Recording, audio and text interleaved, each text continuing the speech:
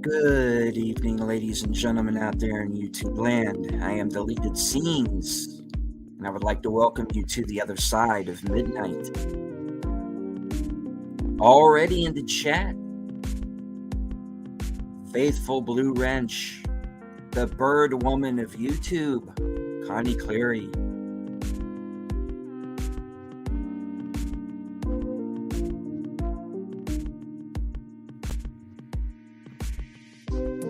The last of the Pacellis or something or other, something dark side, I don't know. Wrenches, as usual, keep an eye on this guy, please. She with the new smoldering avatar.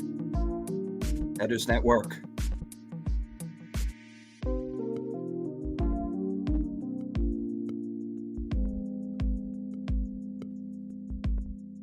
Believe it or not, sometimes the show has guests.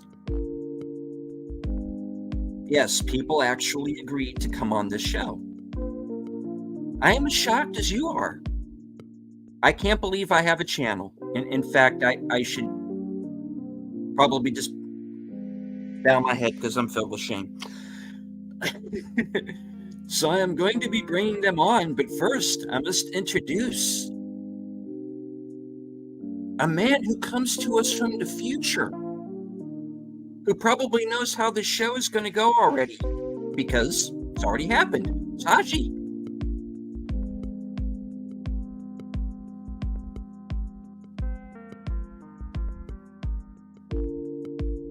Ladies and gentlemen, the host of Friday Night Last Call and co-host of Geeky Geezers, Last Call, Troy Pacelli. Howdy, everyone. The reason why I know you are all really here, besides, of course, Netter's Network, who is with us in the background. Hello, Netter. Sorry, I didn't want to leave you out. Since Corner. Oh my gosh, these intros. My co-host for Mystery Movie Night at the Regal. Unless she's on vacation. Unless she is on vacation. I'm going to miss 2 in a row. I'm still annoyed at that. And my partner in Netters. crime, the toxic gunslinger himself, Jedi Bill. Hello there. Joining us in the chat, friend of the channel, Jesse Guajardo. Hi, Connie. All right, that was a great show. Good night. Thank See you. ya. Exactly. Okay, I'm Good going to night. go ahead and take my... Good to see you. All right, Allergy taking you medicine all out. and Good turn in. night. Goodbye. There we go. End of the show. Good night. Take care. Stay strong. All that good stuff. You know how it... Just kidding. No. Come back my here. gosh. You are not getting out of this shit that easy. No. We are doing a show, damn it. Here's the funny thing. As we're Right. sitting there in the backstage, it's the StreamYard says, "You are backstage. Only the host can see you. The host may add you to the stage at any time. Be ready." Right. I almost Mhm. feel like that's StreamYard saying, either have your camera off or make sure your pants are on. Either Right. way, Don't be picking your nose or anything. Right, exactly. I was joking the other night. Somebody, I don't know how it even came up in conversation. We were doing our a Dune 2 roundtable, and somebody had brought up the scene with Sting with the cod piece and everything.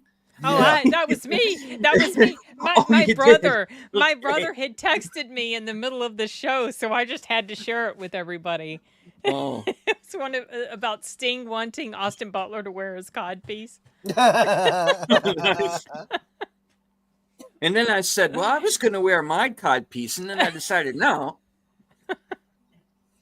And then, of course, Al being Al went, damn, I underdressed. Save that for your ornery fans. Honorary fans. Yeah, it was funny because he had just texted me. He had called me while I was on the stream, and so I sent him a text and said, "I'm streaming right now. What's up?" And he says, "Oh, I was just calling to chat a bit and find out how you liked Dune 2, because I guess he hadn't seen my review yet." And then he wrote back a little bit later. He says, "Oh, you're doing a roundtable discussion about it." So then, of course, I had to read that comment that he sent about the cod piece. It was perfect timing. Yeah. Well, Dune 2 seems to be doing very well. I'm hearing Yes. it's upwards of 200 million worldwide already. Close to, I think, 81 Or close million here to? in the States. I think I saw an article that said in one weekend it made as much as the first movie made in 2 weeks. I knew it was going to do well. I think they were originally estimating potentially 90 million, but it made 81.5 or something. And they explained it had something, they think it had something to, or the miscalculation had something to do with something about IMAX and financials on that. I don't know, whatever. But it's done. It's doing well. I think it's going to have some legs too. And if you're into those, IMAX and the really sharp sound and all that, I'm hearing it's a real piece. I can for imagine. that. Oh, it really is. Yeah. Especially in the scenes with the sandworms, especially. Oof, I bet. They really amp up the sound for those Man, scenes. it's like they're coming right out of your lap with popcorn in their mouths. Yeah. Right. Oh, that. What? Did they have those at the theaters you guys went to, those popcorn buckets? I didn't go to an AMC, but Chris Gore, No. the first time I saw these crazy popcorn buckets was Chris Gore had it. And then I saw a short video tonight where Rebecca Ferguson was talking about the pop. She had no idea, so she was looking it up, and they were talking about it. So I shared it on Twitter and tagged Chris. That's only at what, AMC, right? To get AMC, those? AMC, yeah. They're probably sold out already. I don't know. Are we going to get into spoilers tonight? We did that a lot on Friday, We but Tori hasn't seen it did either. that already on Friday. Yeah, I was going to say, we're not going to go. You won't get any from me. I have not yet seen it. I can only talk. Neither have I. Yeah. Okay. So No. For you guys, and also Simon's going to try to see it this week. He hasn't yet. Okay. Yeah. No spoilers. No spoilers. I mean, I don't feel like you can. We're really bringing up for box office. Really, I've read the whole series, and the only thing you can possibly spoil is what's changed, and all that's going to do is piss me off. So I mean, not to hear the spoiler, just to know what it, to know what's been changed. Yeah, there's probably some stuff that's gonna. I mean, if you're really into the books, and you feel very strongly about certain things, in the books. I've already heard, like there was a big leading up to it, and I don't know the actor's name. He was really good in the first movie. The guy that plays Thufir Hawat he was talking about some great scenes that he had just filmed. Come to find out, none of those are in the final release, and I'm like, the heck, they cut the guy out. I mean, what the heck? And I guess there's a bunch of other stuff that we were all kind of looking forward to. I mean, book fans. And it's like, really? How do you even tell some of this story without those characters? So now I'm starting to feel like some of what I heard from the director talking, and you notice I keep not saying his name now ever since he gave me. You said it right. You said it correctly before we even went live. It's Denis Villeneuve, right? Denis Villeneuve, yes. Okay. So some of the things he said about it, though, is, I made these changes because you got to make changes when you're changing the format. And I was with him on that until I hear that it sounds like some of the changes he's made were because of the changes he made. It's like, Well, I'd like to introduce to the panel our anime expert, Brandon, the anime guy. Good evening. Well, hello everyone. Thank you for Hello, joining. I need to know how I sound. I'm using my headset microphone instead of my actual podcasting microphone. You sound fine to me. Okay. Yeah. 5x5. good audio. Nothing sounds off other than it sounds like I'm broadcasting in FM. Kinda. Yeah, now that you mention it, yeah, a little bit. That's not a bad thing. Okay, that's good. Here's the problem that I face with this movie. A, I didn't see the first one. Okay. Oh, B, I've read the book. C, I've listened to the audiobook. Mhm. And D, I know a few people who are, let's just put it, massive nerds when it goes to this book, and they're Not happy. very pissed, to Yeah. put it nicely. Especially with how many people out there have been more or less gushing over this when it doesn't sound like it doesn't deserve it. I think a bigger and directly related to this is I thought that they were going to be pushing a big marketing campaign for it, and I'm not seeing it. You know, I don't see any like spin-off products or anything. It's not like, I mean, heck, we actually got more from the David Lynch. We got action figures and stuff, and you know, that's partly what plastic phallic symbol. You know, I mean, I shared the video that my bud did. He typically doesn't post videos on YouTube anymore because he's busy with his day job and trying to run his trucking business. But for him, for my bud Brian to come out and say this, to me it's very profound, and out of all the things that I've seen on this subject, or that I believe he has been the most spot on, because I know he is a huge Dune nerd. He knows it. Yeah. And seeing and having him describe what they did change, it's the bridge too far. So. Yeah, I do feel like this is one of those ones that, although I don't normally buy into this particular stream of logic for this one, for me, I'm going to say it's true. Until I see it, I can't really, say one way or the other. I do intend to see it, but the visuals on it were spot on. All of that doesn't seem to be a problem. Yeah, it's the story. I'm so glad I had no knowledge of the story. And if you don't, you'll enjoy it for what it is, and it is for all intents and movie purposes a quality piece of sci-fi cinema. That part I don't deny. But as far as it being a Dune movie or a proper adaptation, or even as good as David Lynch's adaptation, it is not. It doesn't even touch the Sci-Fi channels. Watch the Sci-Fi Channel trilogy movies, and then Children of Dune. Yeah. Or watch David Lynch's version, or even watch the Spice Diver edit. The Spice Diver edit is fantastic. I am seriously considering doing a watch party of that on my... Yeah, there you go. Yes. That's what Simon... Thank you, Simon. You knew it was going to happen. It had to happen. Precisely because that's a good exactly one. What it looks like. We were talking about that just a second ago. There's part of me that kind of wants to get one because I'm working on a Sarlacc diorama. And I think it would just be hysterical to do that, but don't know. Yeah, who knows? We'll see if I can get a hold of one. I'd like to say hello to a couple of people who've joined us in the chat. Darth Plato. Hey, Darth Plato. Hello there. Pacific 414. Howdy, howdy. Mike.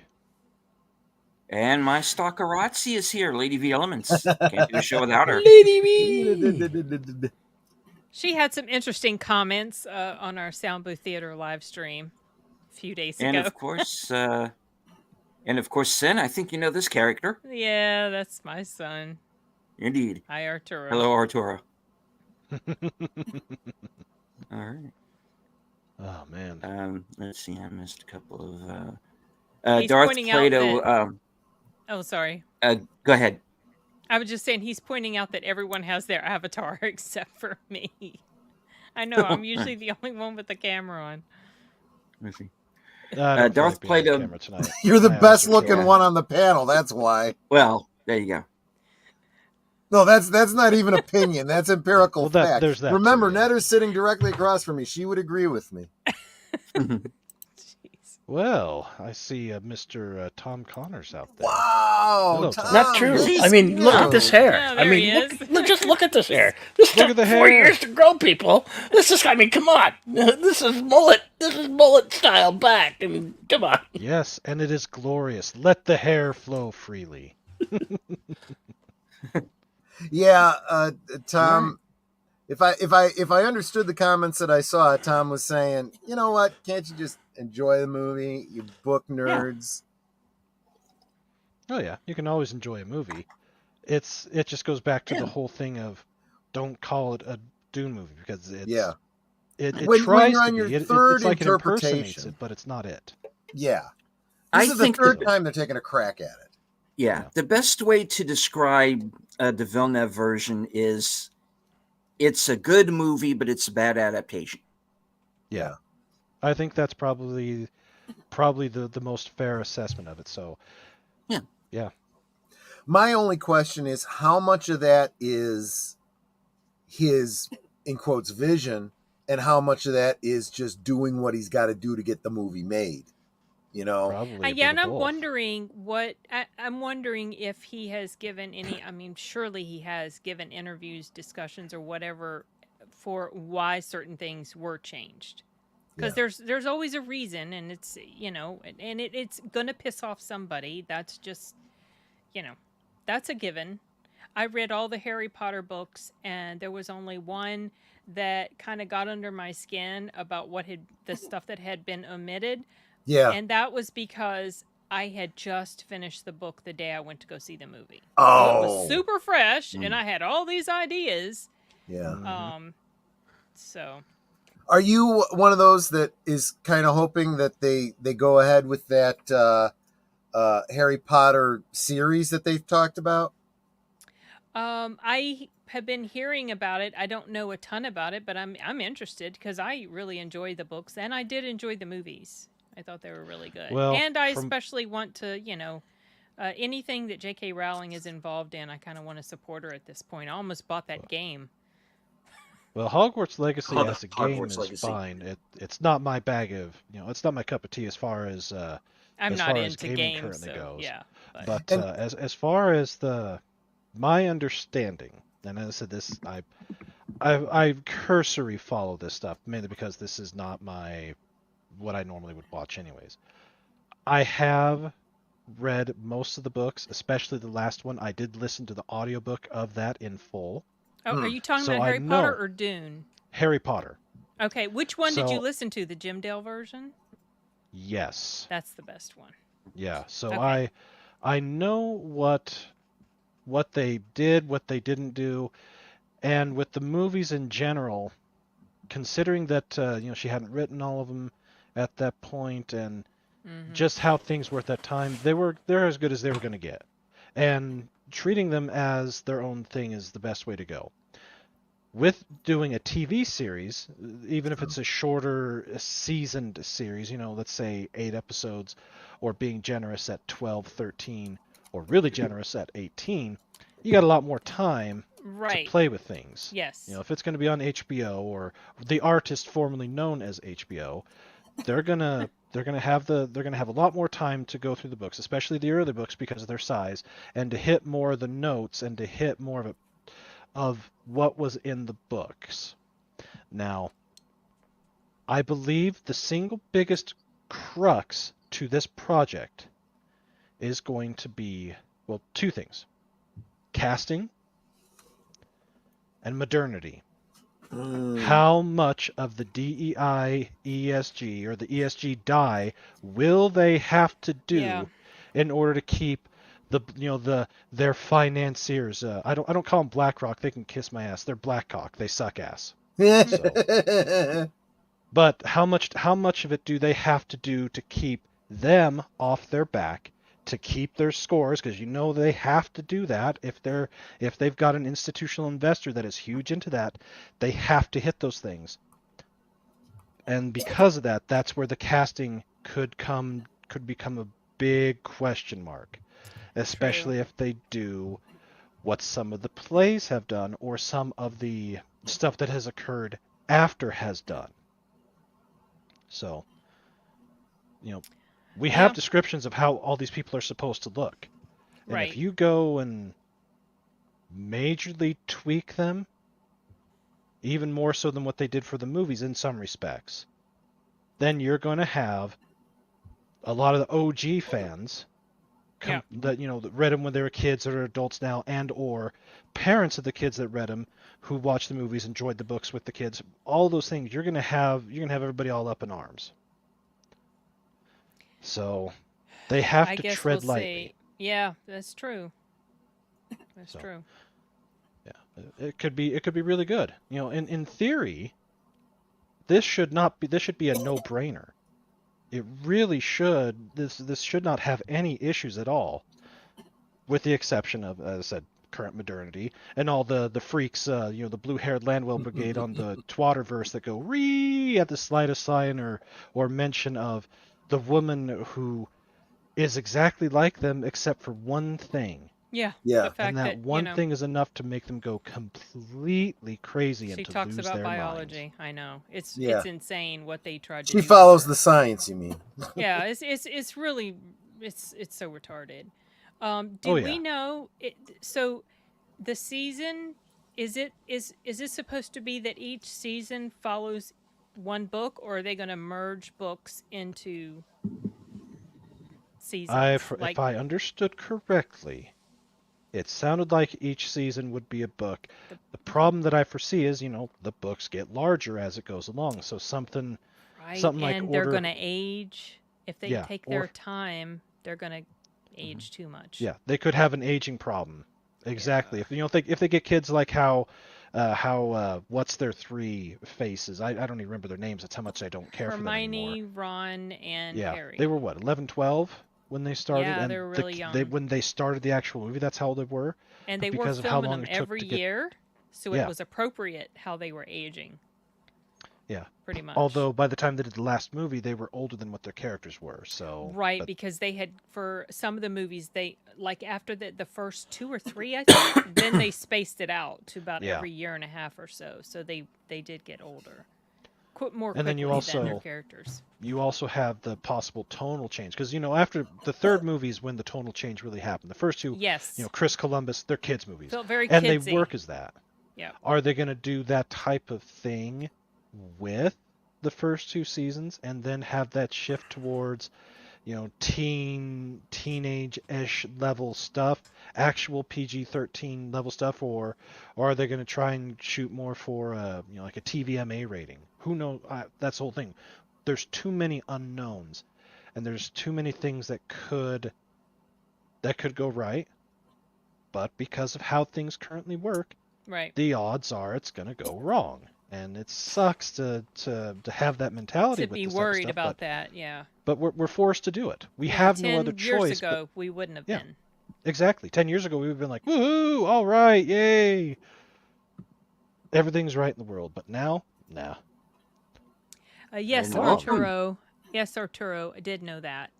And welcome to the show, Tom Connors. Midnights After Dark. Hello. How's you guys doing? Now you moved on to Harry Potter, but no, I mean, we're And if I misrepresented what you were saying on X, I apologize. It's just I literally just saw it briefly between streams. I didn't really have a chance to dig in. I don't know, unless I heard you wrong. I don't know what you said exactly because I was like, I'm one of the people who's pissed off about all the stuff they changed. Oh, and, okay. I'm actually seeing where people are making excuses for some of the problems that are in this movie and calling me crazy for even calling some of them out. And then not only that, I had a DMCA claim today from Warner Brothers because I was posting images of people who were reporting that the IMAX screening is being cropped off in some places. But they pulled that down on me, so yeah. What? Yeah, it's sort of like FOMAX. That kind of defeats the whole point of why people are spending the money they are on IMAX. Yeah. Well, I'm even willing to give them the benefit of the doubt that this is an isolated thing where it's only in certain IMAX screens where they're screwing up and cropping, and zooming in too much or something. because maybe people complained about, okay, because for how this usually works, unless a movie is completely shot in IMAX, which is a rarity, they'll have certain scenes that are shot in IMAX. So you'll go to the IMAX and like it'll be like letterboxed through some of the movie, and then all of a sudden the screen will open up, and then the whole screen will take up. Well, with Dune, it was quote unquote shot in IMAX.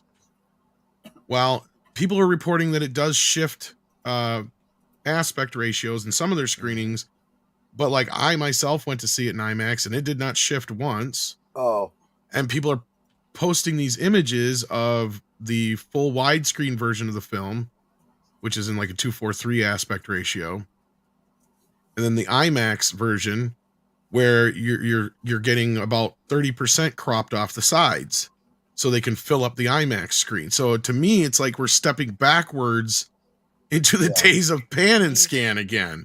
Yep. And it's like, hold up, now you're selling something that's supposed to be this, something you don't get to see because they're selling it like this idea that you get to see more of the picture in IMAX, right? Like that's the whole idea. And I always thought this was a stupid gimmick that they've done for some of these movies for a while anyway, because a lot of times, unless they're actually filming with the IMAX cameras, which they have for like Batman and stuff like that, the Nolan one and some other ones, they're really just giving us the open matte version is all they're doing. It's not really anything special. But anyhow, in this case, that's just one minor thing. That's a technical issue. I had many other issues with the movie. I don't know how deep you guys are getting into spoilers, but and I'm not sure. We're trying to avoid it tonight because Troy hasn't seen it and neither has Bill. Well, so. Like I said, as a book fan, nothing's going to spoil the story for me. And, all you're going to do is inform me about what the differences are. Tom, I don't know when you started with us, but I saw your thing, fans of the book, everyone else enjoying part 2. And I guess I misunderstood which side you were saying you were. I'm one of the fans of the book because without getting into specifics, I feel like they destroyed the ending of the story, and I have no idea how they're going to go from here. Chani's character is a complete 180 from what she is in the book. Stilgar, although I loved Bardem's performance, there's some issues I have with the changes they made with him and some of the Bene Gesserit situation and Mentats, but there's another small brief thing that's kind of about midpoint in the movie-ish that isn't necessarily a spoiler. It's so bad because it's just kind of like one small scene, but to me it really rubbed me the wrong way, and I brought it up, and it's something I've kind of been arguing with some people about because they think I'm crazy, and this is where I was saying is like, I feel like some people are building up walls and excuses for this movie, to where if this was any other time, it's okay to call these things out in Star Wars or Star Trek or even Harry Potter or something like that, where all of a sudden people are just like, I feel like they're just so bamboozled with how beautiful this movie is that they're completely overlooking this. And if you're somebody who's not aware of the books or have never read the books or not real deep into the lore, these things will be easy to overlook or miss. But like the one thing that stuck out to me that I think I can get into without being too spoilerific is there's a scene in the movie where it is explained to Paul that there's two Fremen. There's the North and the South. Right. And the South is overly religious, and they're being made fun of by the younger Northern Fremen for being so religious and hung up on tradition and following an overly charismatic leader who some think is a big old liar. Does this kind of draw any parallels to anybody else that we may have had in our recent history? Modernity. This is this is what I've been getting from what because in the book seeing. there is no North and South Fremen. No, there's not. There's no. They are unified in their belief system. Now, it's absolutely appropriate to the source material if you take the general concept of their beliefs and falling for a charismatic leader and deifying a messiah and so forth. That was a big part of what the author was originally trying to get at. But Absolutely. I feel like when you do it that way and you split it up that way, you are pointing the finger at specifically people in certain regions of the world or maybe a specific country even. And it's almost more insidious than a lot of the other woke stuff we've been seeing. Instead of messing around with gender stuff, instead of messing around with race swaps and things like that, you are taking something that already addresses a topic and turning the screw on it. And I think that's even worse. Not to be too on the nose. Yeah. But I get called crazy for bringing this up, by the way. I've been called a lot of names for bringing this up. Yeah. Yeah, you're not crazy because they're doing it. And my bud that I made mention of earlier, he did his first video in quite a long time because he is such a huge Dune nerd. But the way that he put it and the way I understood it is there's a lot of people that are in the northern regions of this country, especially back in the east, who are very, let's say, irreligious, whereas a lot of people in the south are not. They are a lot more, in some fashions, more zealotry about their religious beliefs. But there's also that, not only just the who are you voting for aspect, but also just that part of it. And it doesn't work within the world of Dune because they were not like that at all in the book. Yeah. They can't. Yeah. They have way too many other things to think about, like survival, right, than fighting about whether well, these have been oppressed people for how many years, right? Like generations. So like there's that aspect of it too. And I mean, to even kind of tie it in with the big, elephant in the Dune that everybody's obviously talking about, and that is Zendaya. But I have less problems with her than I do what they've done to the character. Yes. Right. See, that's the big elephant in the Dune that a lot of people are still also going, well, it's not that big of a deal. I'm like, but it is. It's a huge deal. And they're like, well, they're still taking it to the same place it was before. They're just using her as the character to blah, blah, blah, blah, blah. And I'm like, yes, but it's not Dune, right? Like, and I feel like people would be making these same points if it would, like I said, Star Wars, Lord of the Rings, or anything like that. Like, I mean, it's really like if at one point in Lord of the Rings, Samwise is like, you know what, Frodo, F you can take the ring to Mordor yourself. I'm out. Yeah, right? Like exactly. That's what it kind of feels like when you're in this, all of a sudden in the movie when it happens, because you're like, hold up, time out. And they compress a lot of things into a smaller period of time that happen over years in the book. And so that's lost as well. And again, that's a major problem. Yeah. And again, there's too much stuff that's kind of left hanging over for Dune Messiah when Dune Messiah has already got enough work to do setting up Children of Dune, right? Yeah. It's already a bridge as it is. So now you've done and give it more work to do. And yeah. And then it's like, if you're going to do Dune Messiah, you almost have to finish it off with Children of Dune. And you've gotten to this point now where it's like, is Dune Messiah going to be this completely different idea than what the book is? Because you've almost set yourself up in that way. Sure, things can still lead to a point that's similar, but frankly, I just feel like he's done less with the 5.5+ hours that he's gotten already on screen than, and he has had more time than the sci-fi miniseries did. Yeah. And obviously David Lynch, and those two did a lot more to get more of this universe, the story in the story. And that's, I was going to say, I think that's where Simon's question comes up, where he was saying, what was it? Was Vinny Villeneuve doing that, or was he just setting something up that couldn't be set up the same way it was in the books because it wasn't translatable? This is what I was saying earlier. I feel like he edited things out in characters and elements that were necessary. And by doing that, then he's got to invent a new way to tell certain story points. That's his own problem. That's his own. He's painted himself into his own corner, basically. Exactly. And I agree with you there, Troy, because like this is the way I feel about it, because this is one of the big, and I'm not going to say you're giving an excuse, Simon, but here's what I'm saying is like, I'm not saying Simon's giving an excuse, but that's what a lot of people have hidden behind is certain things like, well, you just can't get that much into a movie. It just doesn't translate. It's like, but then explain the sci-fi Dune miniseries. Yeah. Because they managed to squeeze 90% of that book into that in less time. Yeah. With all the characters and all the stuff that happens. Sure, there was a few things that were compressed here and there and left out and changed. slightly, but not dramatically.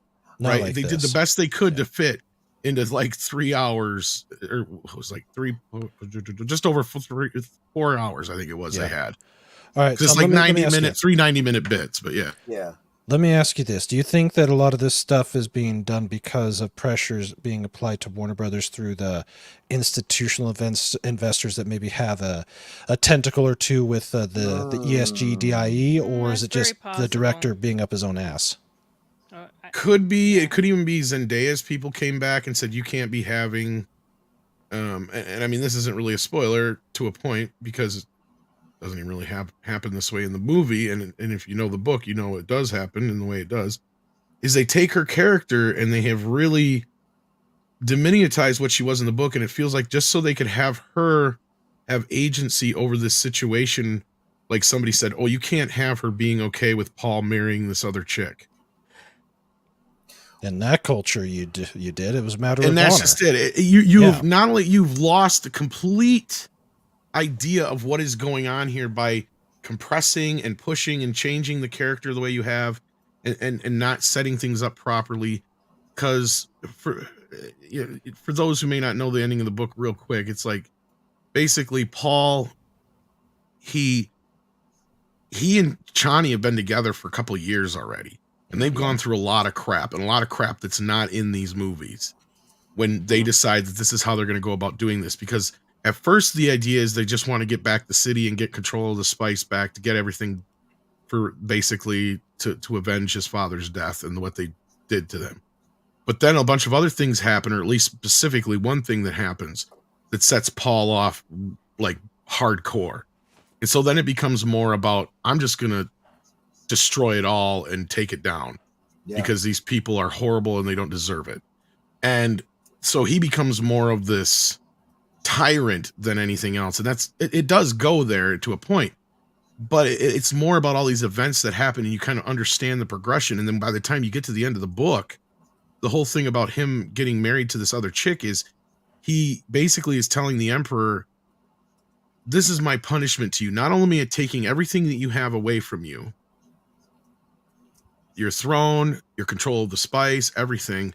I'm taking your daughter and I'm going to kill your bloodline.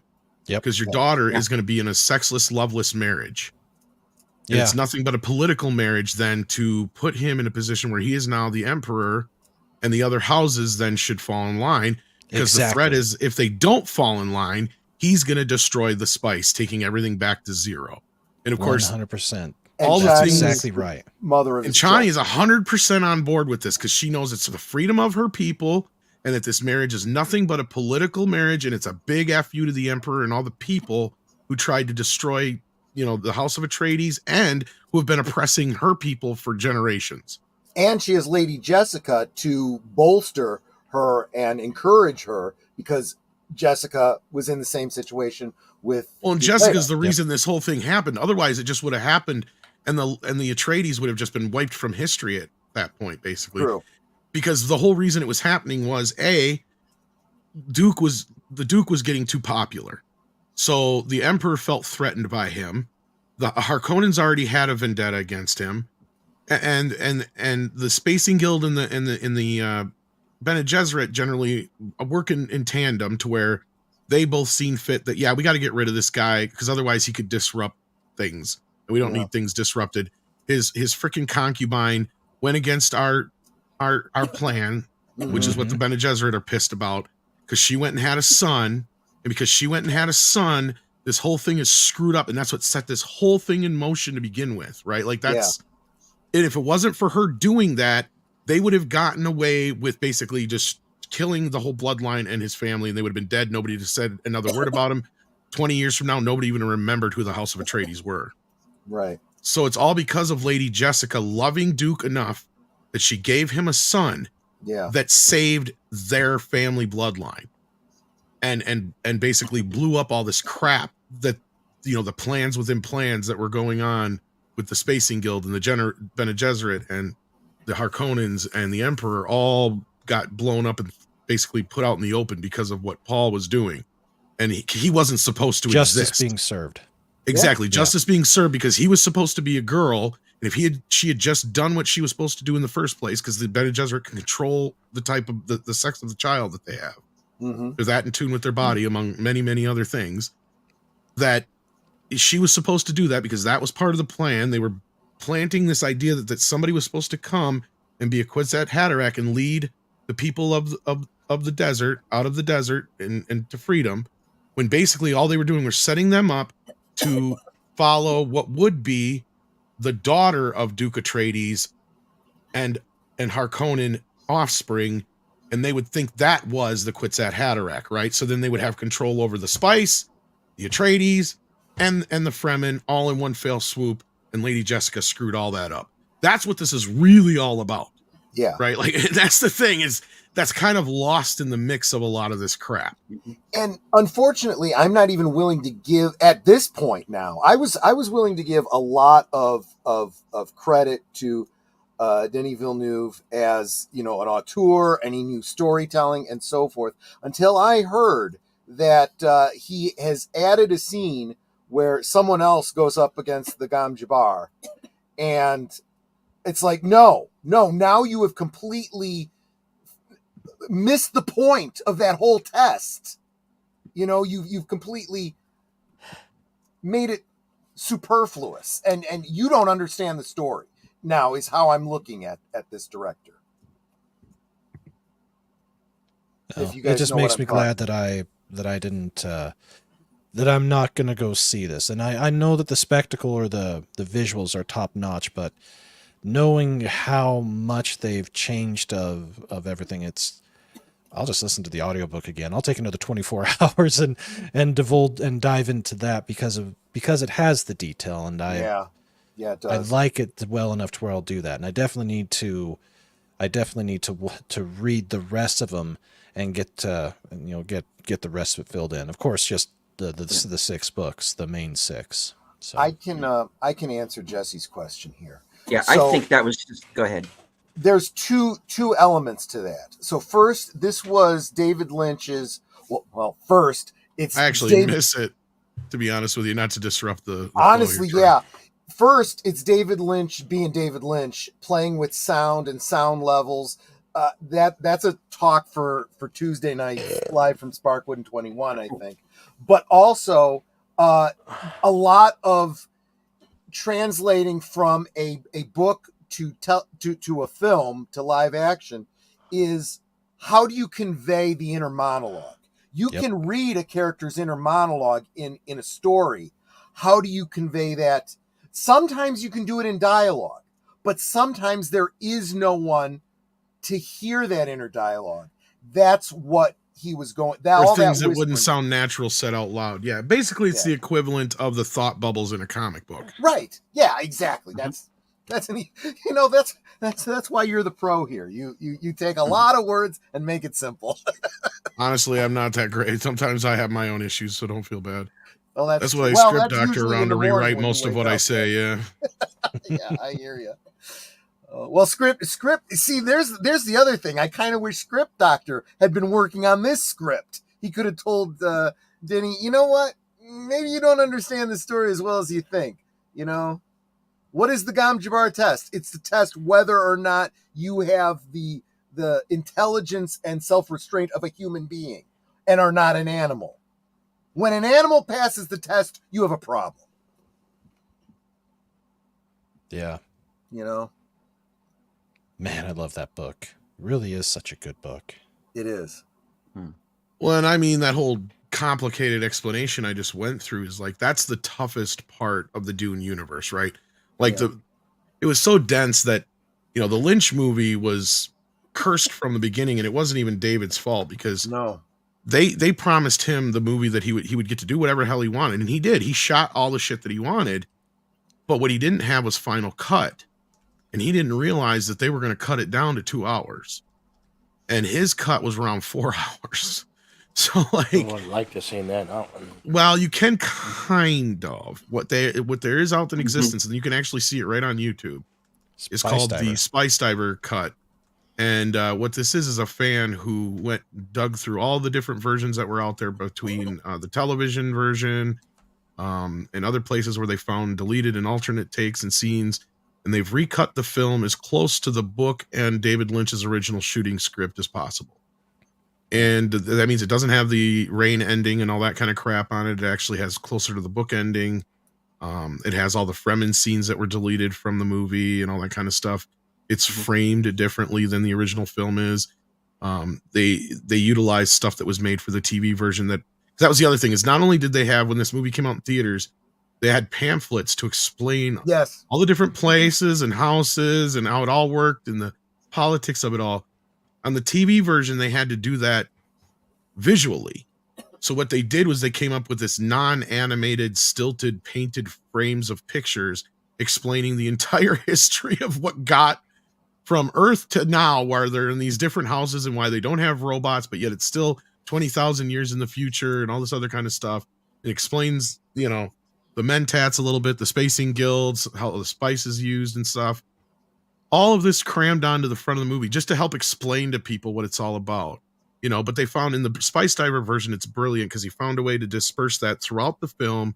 You get all the information you need to know. Sure, it's not a 1-for-1 to the book, but it feels and looks the most like I think most people picture in the book. And to me, Dune's Lynch, production-wise, like the design, is better still than Villeneuve-Favre's. Yeah. Because his, as beautiful as it looks, some stuff doesn't always still make sense to me, to where I love if you dive into David Lynch's version, like everything there makes sense and it's there for a reason. Like the Harkonnen planet is a very barren and stripped planet. They live in these very like pipes, all these pipes and iron and all this stuff, you know what I mean? Industrial shit. And then you go to the Harkonnen planet, or I mean the Atreides planet, you know, and their planet is, you know, lush and it's got forests and it's got water. So all the stuff in there, but they don't build with like metal and stuff. There's gold plating, but if you really pay attention to the background, everything is built out of wood. Yeah. On their planet, everything is wood, ingrained in wood, and this beautiful woodwork all throughout. The Emperor's palace is all marble and all this other beauty. Like it's they pay attention to what is on the planet and what these people would use in their settings, right? And then you get to, of course, Dune, and that planet is all stone and sand and you know that kind of, you know, so it's just brilliantly thought out. And some of that's here, but some of it just feels like it's there because it looks cool. To where in Lynch's version, it feels like everything was thought out, like it's there for a reason, right? You know, even the weirding way and stuff like that is missing in this version. Yeah, I was pointing out to somebody last week on some stream, I feel like some of the good things I liked about the first Denis Villeneuve film, it seemed like he was homaging David Lynch a little bit in some elements. Now I'm starting to think maybe he was just parroting because he didn't know better. I think he did grow up with that version. I mean, clearly, if you'll see the still suits, the design of the worms isn't exactly, but it's kind of similar. I mean, yeah, exactly. Got the popcorn bucket here, but we were just talking about that. I was saying I'm working on a because I have the big. Good luck. They've been sold out in most places. That's so too bad. I have the big Jabba Sandcrawler, and I've been wanting to put together a Sarlacc diorama. I'm like, how funny would it be to use? We looked it up earlier. They're going for like $50 to $100 already online. It's not that important. You might want to call around your AMCs in your area, see if maybe somebody has one they can set aside for you or something. Yeah, no, never mind. It's not that important. Or somebody can pick you up an extra one. But to answer Jesse's question, I found this just at random today. I had forgotten I actually had it. I haven't even opened it yet. This was the Sci-Fi Channel. Nice. Yes.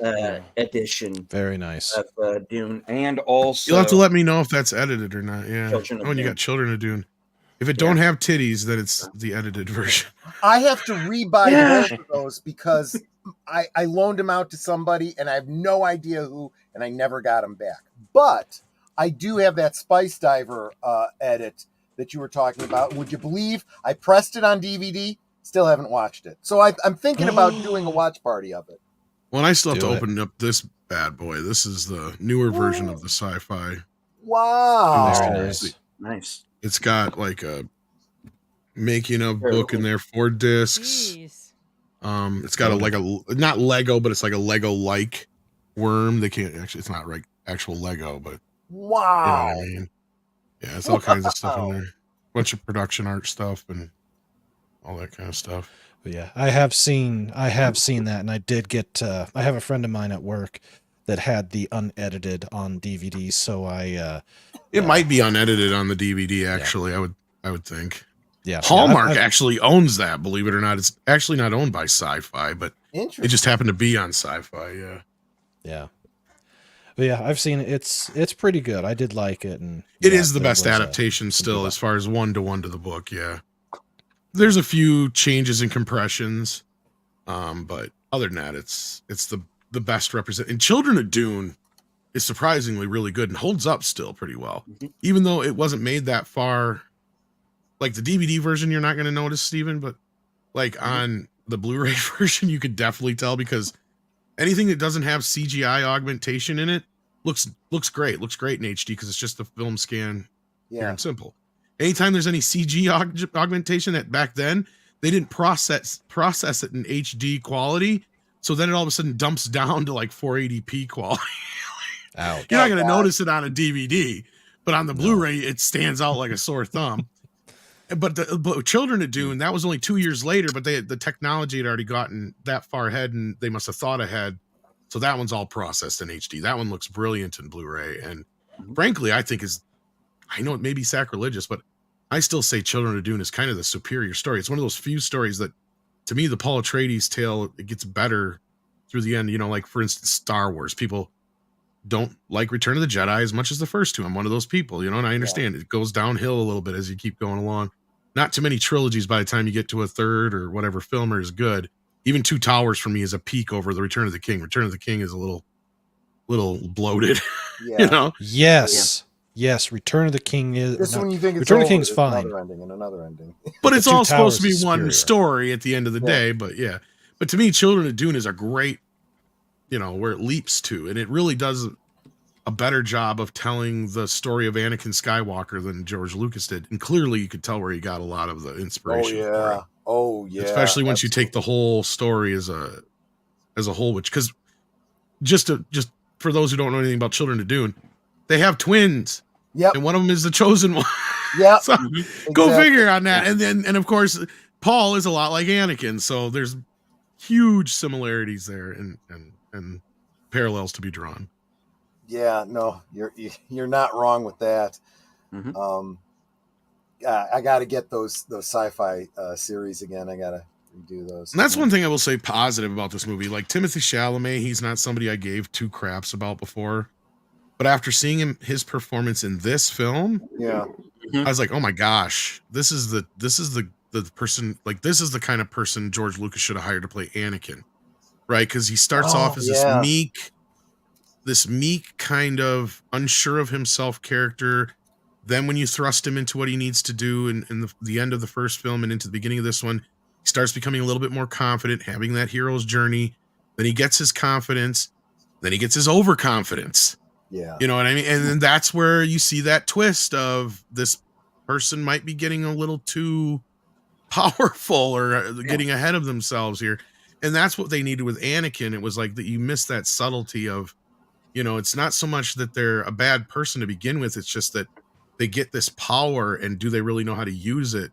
Especially if they get something that drives them, like revenge or, you know what I mean? Like anything like that. But yeah, I feel like I'm talking too much. So no, when I was when I watched the first movie, I was not sold on Timothée Chalamet because I was like, okay, he's good for the first half of the story. He's a good Paul Atreides. He looks the part, you know, because he looks like he's 12, you know. He's just, and that's how it works. But when he has to be Muad'Dib, when he's 100 proof Muad'Dib, I couldn't believe that he could be that tough. And he sold me. I bought it. And I'm on this. I'm in his camp now, kid. Between movies, go and wear all the women's clothes you want. It's just as long as you turn in a good performance when you're on the screen, you know. And another Another man I want to single out in this is Austin Butler as Fader Alpha. Holy shit, was he good? I loved him in here. Damn, I mean, I was he's super the best. impressed. He's the best on-screen Fader Alpha, hands down. Yeah. Tom, I'm starting up a new stream on Mondays. I'm gonna start doing watch parties. If I was to do the Spice Diver, would you be interested in joining me as a guest to talk about it? Oh boy, Mondays are like one of my most loaded days. Oh, that's a good point. I Depends forgot on about what that. time.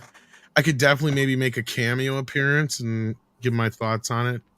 But I can, or you know what, to accommodate you, I'd be happy to do it as one of my regular Friday streams. Fridays might be a little easier. Yeah. Okay, I'll shoot you a note offline and see if we can't work out the details. Yeah, it's just Mondays between the morning show and Toxic Femme and stuff. I had forgotten. I wasn't thinking. You're absolutely right. I hear that. Yeah. Good. Because I need to watch it. That's my excuse. That's my excuse to watch it. Is we do a stream and we pull Tom in. And it is online. Like I said, it is on YouTube, but you can also it is legally available. I don't know if this box set is still available or not, but this is from a German import that has the original film in 4K. Wow. And Spice Diver cut, the TV cut. The only thing it doesn't have is the cruddy 3D conversion. I didn't even know there was a 3D conversion. Oh, I've got it. Oh, you've got the 3D TV though, don't you? It's not even worth it. It's not even real 3D. It's like literally like just makes it look like your screen's going like a picture box. Yeah. It's weird. So I feel like I wasted my time on it, but it's a nice little digi book here. But yeah, it is pretty cool. Well, that's the only version that's not in that big box set there. But if you can still get your hands on that's a German box set, and it was put out by Coke or Coach Films, I think is the name that's on it. Yeah, Coke. Yeah. I know. They actually have the Spice Diver cut on there. It's in 720p, but it's there. Nice. Good to know. Yeah, now I'm kind of fired up, and I am kind of thinking, after all I've been feeling about this new movie, I do definitely want to revisit David Lynch now. So, and I didn't know that the Spice Diver edit, had the in quotes correct ending. That's kind of cool too. Yeah, and he even fixed because for the TV version, which was where they got a lot of the extended scenes and deleted scenes, but when they showed it on TV, they didn't spend the money to do any of the eye effects, right? Like that was expensive. That was like the equivalent of doing lightsabers back then. True. Basically like frame by frame rotoscoping over the actors. So nowadays it's easy as pie to do it on a computer. So yeah, he went and fixed all that too, for instance. So that's what's cool is you get all the. Speaking of easier to do things on computers these days, Tom, let me ask you your opinion about this. I've been watching, I think it's WDW Pro's been talking about this technology where you can use AI to create, moving pictures of, 2D photos and stuff like that. Do you see a time in the very near future where some fan may take the Denis Villeneuve film and recreate some of the missing scenes using this kind of AI technology? Oh yeah. I've already predicted that because as fast as this stuff is progressing, and we're getting to the point now where you even have some that can do full-fledged video, and it's starting to look pretty photorealistic, and they're getting around a lot of the glitches and weird things that are dead giveaways. So extra fingers and stuff. I don't think we're too far away from that being a possibility. And I've already predicted that Hollywood and a lot of other places are not going to really pay much attention until they finally do something that, like this. I said some kid's going to redo the Star Wars sequels with AI, and they're going to be better, and it's going to go viral, and Hollywood's going to panic. But then again, I did not predict Taylor Swift. So Taylor Swift coming out and freaking out over the AI stuff a few weeks back. Oh, that to me, I'm like, okay, this might swing things in motion a little bit quicker than some kid in their basement making a better version of the Star Wars sequels with AI. However you look at it, welcome to the 21st century, people. Better. Well, and Hollywood needs to learn to embrace it too, because there is ways to embrace this. Like, and I don't mean by actually making movies with AI, but what I mean is like they can reinvent their catalog. Like, let's say you're a huge fan of Lord of the Rings or Dune, like we were just talking about. Yeah. You just tell your home media player, I want to watch Dune, but I want to see myself in the role of Paul Atreides. You can literally self-insert these movies now, and that is going to be one of the selling points. I guarantee you. And they're short-sighted on some of this shit. It's like that is the way to use this technology. There's ways to. It's like, look, are you so hung up that people want to be in the movies? Then literally put them in the movies, right? Yeah. Like, here you go. Oh my gosh, Tom, that's incredible. I wouldn't mind. I want to be Luke Skywalker. Put me in as Luke. You know, I want to be in the David Lynch Dune, and I want Netter to be. Or to pull a really funny reference, you can say, I want to watch Casablanca, but I want it in full color with a happier ending. Oh damn. That's a Gremlins 2 reference, if anybody caught that. Yeah. That would be sacrilegious to do something like that. Or the Saturday Night Live sketch. I want to see the alternate. Oh no, I'm sorry. It was The Simpsons. I want to see the Killing Spree ending. The other thing is, if you ask for Citizen Kane in color, Orson Welles will pop out of your machine and slap you in the face. Yeah, exactly. How dare you? That would be kind of. Gosh, You can you tell imagine Ted what this Turner to could do keep for- his damn crayons off my movie. You keep Well, your there's that. fucking mind crayons off my movie. Can you imagine what this could do for horror movies? Having yourself inserted in a horror movie? That would really mess with your head. Oh yeah, I see sci-fi, fantasy, action, horror movies will really be able to utilize this. I mean, come on, can you I mean, basically the campaigns write themselves. Yeah. You can be a part of the movie. You know, or it's even augmented by AI and stuff like to be VR. I mean, through the AI, you can even do that kind of stuff too, right? Because it can build. They have seen it now where people have literally and it's almost like I'm almost pissed that they did it, but I'm impressed. For instance, somebody took scenes from Raiders of the Lost Ark, which is shot, you know, talking about aspect ratio, right? Because that movie's shot in the really wide 235 or 240 aspect ratio. But they used AI to fill out the segments at the top and the bottom so it can be seen on a phone. So Wow. they reformatted it so that the AI filled in the top. Now, a lot of it was just like fill in extra crap like rocks and ground and more extra sky and stuff like that. But just the fact that they can do that, yeah, we're getting to that point where it can do it without it even looking like it's fake, is like we're getting to a point where people can get very creative with what's out there. So it's going to get interesting in the next 10, 15 years. I'm thinking then, given that, now that you've put that vision in my head, I'm seeing the movie starring Tom Connors fighting dinosaur ninjas with nunchucks. That's gonna happen. Make everything better. That's a fact. As a turtle. But I mean, yeah, I mean, it's not far off. We're getting to that point where you could. Tom does Dallas. Do a lot of weird stuff. Great, Simon. Thanks. That's an image I didn't need in my head. Well, it was for a good cause. He needed the money. Yeah, AI. When we talk about AI, it's interesting, you know, going back to the book itself and how they had the rise of AI and how we had to overthrow it.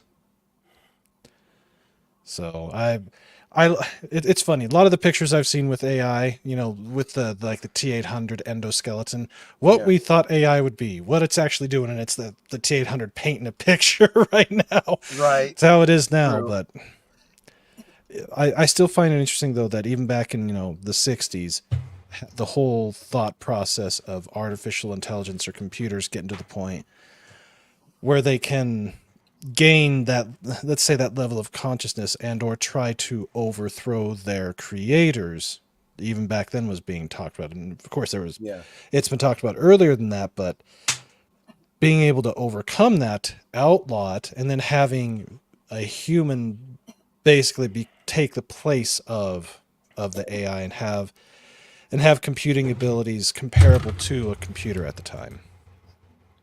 So we've been warned about AI many, many times. We just got to be careful. Oh yeah, like I like to say, tell me the movie or the story where AI is our friend. I'll wait. Yeah. Yeah. Yes, it is don't live, exist. Dulcimerist. And the answer is, sorry, Dave, I can't do that. Well, I mean, to a certain degree, Electric Dreams, at least by the end of it. There's War a Games, few at least by the end of it. instances, but for the most part, let's be real, they mostly end up like No, the you're Matrix, right. the Terminator. I mean, eventually we're batteries or fodder for something, and yeah, or we're just too stupid to survive, so they have Short to Circuit, Yeah, and that was Johnny Five. Yep. in See, AI. I don't know Simon, if that's actually AI. Is it though? Because that's sorry, AI Steve. by accident. yeah, Is well, it though? Because he considers himself alive and he is a Yeah. sentient being. and also the AI is not responsible for killing us in that movie, even though humans are ostensibly Well, and wiped out by the end of it. Yeah. Yeah. But I mean, as far as Johnny Five, just to get back to that, like they're normal robots, right? Right. That's the whole point of when they keep going. Well, he can't do that. Why? Because he's just a robot. He just runs programs. Like that's part of the joke throughout the whole movie. Yep. And then, you know, like by the time you get there, like basically even Steve Gutenberg is convinced, like, dude's alive. Yeah. Or at Yeah, least it passes the he's Turing alive, test. right? I mean, and I guess in the sense, if you want to say that he's convinced he's alive, then he's an AI of sorts, but it's not man-made AI, so does it really fall into that category? I mean, I guess it would be considered artificial intelligence, so it's a good conversation to be had. But What's I mean, interesting go is ahead. there is an element. Doesn't it have something to do with getting hit by lightning or something like that? Right, you have the Frankenstein element there. That's the And thing. that is crucial because The touch it of God. draws. Yes, exactly. The touch of God, like he was given a soul. You know, he even takes and It's even reprograms. referred to that, I believe, in the script that way. But like, I wouldn't be surprised. Again, somebody who really knew their storytelling, even in a comedy. There's even a scene where he takes 3 other models like himself and reprograms them into the Three Stooges. They don't gain intelligence or anything like that because they don't have souls. Well, and as the audience at first, you don't really think about how important that part is, right? Because it is important, and the people who understand that it's important are Ben and Steve Gutenberg's character, right? Because they're like, he did that? Like, yeah. He can't do that. Like, he did. Yeah. That's the whole thing, is they cannot understand, they can't wrap their head around the fact that this robot is acting like a human being. Yeah. And making decisions and reacting like a human being. Because it should just sit there. In and some ways, even better, because when he realizes his whole purpose was to be a weapon, he's horrified by that. You know, well, he's against death, yeah, right. Once he realizes what disassembling and killing something actually means, then that's the beauty of Johnny Five, is he's like a child, right? Like he's learning things as he goes along. And the Short Circuit films are very overlooked, and I talk about them all the time. But I love those movies. And I even love Short Circuit 2 a lot. Yeah, you can't make Short Circuit 2 now because, you know, that'd be insensitive, you know. Los locos kick your ass. With friends like these, we'll be eating enemas. Oh, yeah. What if it goes out and decides to melt down a busload of nuns? Huh? What then, huh? What would you put the headlines on that? Nun soup? Ben! I'd forgotten how much I love that. I haven't driven in like 10 years. You know what people are liking at night? What? Lights. Yeah, it's much better. Yeah, couldn't make those movies today. No, I want to know why is it, Dave? Uh-oh, Hal's here. Because you're not allowed to... Oh, go ahead. I'm watching you humans interact with each other. Quite entertaining. He must have stumbled on Pornhub. Open the Pompey doors, Hal. Oh, yeah. Pretty soon you're going to have AI completely revolutionizing the porn industry. Yeah, anything you want. A la carte. Right. And for people like Hannibal Lecter, that means literally. What was that Yep. movie with Bruce Willis where? Oh, Surrogate. I was getting ready to say that. Yeah. You know, I feel like we're getting there. And that's scary. Well, and you had that other one with Arnold Schwarzenegger too. Was it Sixth Day or whatever, where he's a clone, and then Sixth Day. Oh, I haven't seen that one. You also had Daryl. You Now there's haven't? one. No. The heck? Daryl is one that people Dude. don't bring up when you talk about AI. I don't know if you guys remember Daryl. that one. Oh, I with the thought kid, so. Oh I yeah. used Where to he's- really like that movie. where he's the back in robot day. with the AI. He is a robot with AI as far as my Mhm. memory, if I'm not mistaken. But yeah, Yep. No, I think he was human, but that was augmented with computer. was it? I components can't for the remember. brain. Yeah, but I thought he was like super. completely. Yeah, I was gonna say I robot. thought he was robot. Yeah, Let me see. it's Well, been I a few was- years. I've got to watch it again. I got the 4K. I just haven't got Yeah, time because to I was watch going it to bring up anymore. Lawnmower Man, and then I realized no, that's another one. Oh, that God. was human that was Oh augmented. Lord, Yeah, that's a terrible one. That's a terrible one. All right. that's one that's so bad it comes back around to being good. Kinda, yeah. It's good now. all right. Hal Well, likes it. I understand that someone on the panel has to leave us. Brandon, Oh. you have to go. Yeah, my eyes are giving me fits, and I'm I see. probably starting to come down with the cold that everyone else in the Uh-oh. house Oh gosh. has got. So yeah, where I live, we've had tons of snow. You know, we're here at the end of the season. Yeah, it rained 2 inches, froze, then took out a ton of power, and then decided to dump an extra 10 inches on top of that. So Ooh. yeah, it's been fun. And of course, everybody gets sick at the same time. So now I've got to help take care of them. Fortunately, the school districts around here decided, no, we're not going to go to school tomorrow. No, we're not going to do that. So, but yeah, my eyes are getting tired. I'm going to take off. You all have a wonderful night. If you go see the movie, go enjoy it for what it is. Just, yeah. And watch The Spice Dive Reddit because it is good. And of Yes. course, read the book. Have the book read to you. There is such a thing as audiobooks. So Yes. Exactly. and it's so good. Who's so- the narrator? You'd think I'd remember. There's And have quite there a bit of been it that any has. like redone? You know, like has it been redone because they do that? I know that sometimes. there was one for Audible. Hold on, just one sec. I'll find it real quick and then Okay. I'll scram. Hold And on I a second. found the answer to Yeah. the Daryl thing too. He is totally a robot.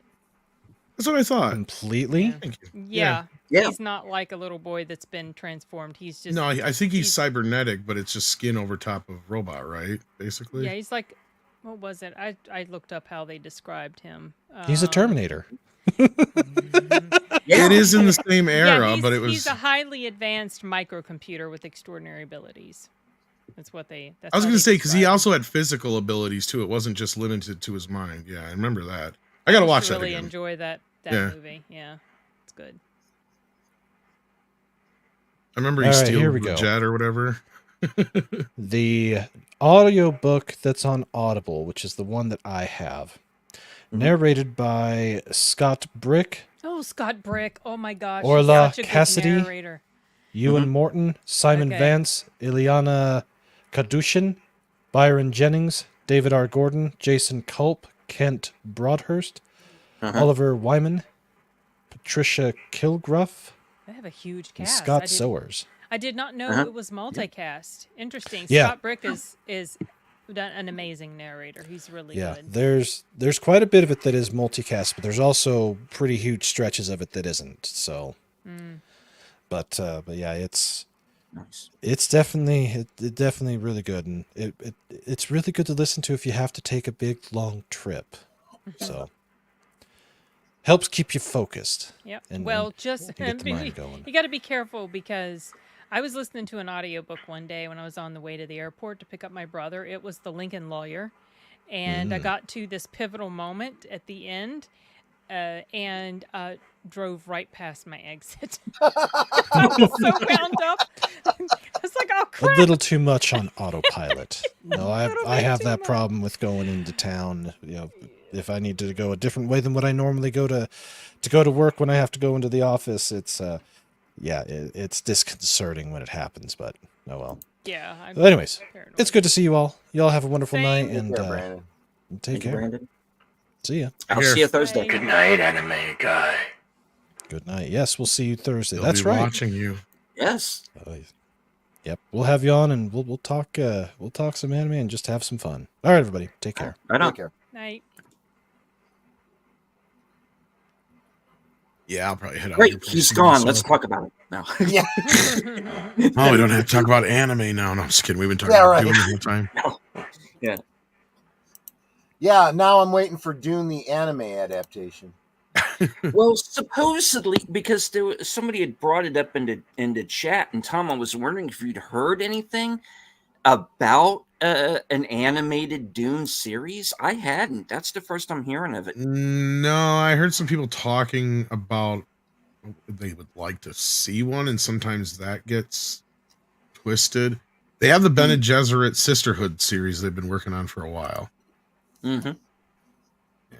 So Is it related to this? it is. Yeah. I believe it's a prequel, and it's supposed to be about the Bene Gesserit setting up the whole, planting and plotting and all that. I imagine. But it's not based on any of the son's writing, right?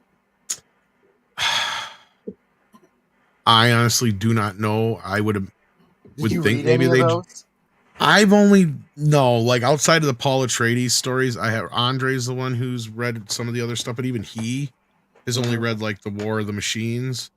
So like I only vaguely know bits and pieces of stuff like that, but I would imagine that there's stuff that they're pulling from the prequel novels and stuff. Interesting. That would be my guess, unless they're going way, way out. I don't know. This is something that's been in the works and was supposed to originally, I believe, be out between movies, and then it got reworked. Because then we were starting to question whether or not it was going to happen at all. But they got I think a new showrunner, and they went back for some rewrites and some other business. So I bet it depends on how well this movie does. Oh, and after trust me, after they've already greenlit a part 3 and 4, I think. Oh, I wouldn't be you surprised. You think as far as a 4? I don't know. I mean, I have no doubt it would be a 3. At least a 3. I would, knowing Warner Brothers, they're going to go full steam ahead and say 3 and 4. It wouldn't shock me because they always seem it'll be Dune Messiah and Children of Dune, basically. Yeah. They always seem to go to a second year in advance. The thing is, Denny's got 3 or 4 other things on his plate. That's the thing. Yeah. Sorry, go ahead, Steven. I didn't mean to interrupt you like that. Well, what I was going along with that because they just had this True Detective that they're already renewing for a season 5, even though everybody seems to say that season 4 roundly sucked, but they're going on with it anyway. So Doing the musical. Doing the musical, yeah. That wouldn't surprise me either. Brett talking about finishing the Rankin and Bass Lord of the Rings. Yeah, because if I remember correctly, that the animated version ends at Helm's Deep, right? You're thinking of actually the Bakshi. Yeah. What happened here was Rankin and Bass did do The Hobbit as a TV special, and I think 77. Mm-hmm. And then 78 or 79, Ralph Bakshi did Lord of the Rings, and he was going to do the whole story into 2 movies. And it ended midpoint, and they never finished it because it didn't make any money at the box office. Then a few years later, Rankin and Bass came back in and they did as Bass or Bass. Everybody corrects me and I forget. But it's spelled Bass, so. Is it Bass? Okay, I'm sorry. Rankin and Bass spelled. Yeah, that's what I was wondering, because I don't know. I always said Bass as a kid, but Rankin and Bass says they came in and they did Return of the King, which was more of a sequel to The Hobbit, but it also finished off the story, so some people consider that the de facto. Yeah, when you have nothing else, you kind of you just default to that. Yeah. Yeah. Yeah, Simon, it's made as much in his opening weekend as the first movie made in 2 weeks. I was actually surprised that after the first movie that a second one was greenlit, because I have a memory of the first movie not doing as spectacularly as had been hoped. That was 3 years ago. People were still pretty scared to go back to the theaters. It was day and date. It was simultaneous. Yeah, simultaneously released as well. But this is doing my prediction. I figured it would do about twice of what it did, and I bet you Kong's going to be about the same because of that. Yeah. Oh, Kong versus the second Kong versus Godzilla. Yeah, because that one actually did better than Dune did. Oh, and it was such a terrible movie. I hated that movie. No, Sometimes I liked parts of it, but oh my gosh, it got too stupid. But sometimes it has nothing to do with how good a movie is. Sometimes it's just about the momentum. The last one. When it comes to those movies, those are about, like, here's the thing. I fully embrace what their goofiness is all about now, but but that's because I stood there and watched, and I kind of was what we did a story on it during the King of the Monsters, because that movie kind of flopped at the box office. I don't know if you guys remember. Yeah. But what happened was the toy sales were enormous, and the video sales picked up really well after it came out on video, because it came out on video rather quickly, even before the era that we're in now, with when video comes out right away, like instant video, like Spaceballs. That's a good point, Tom. Tom, where are the toys for Dune?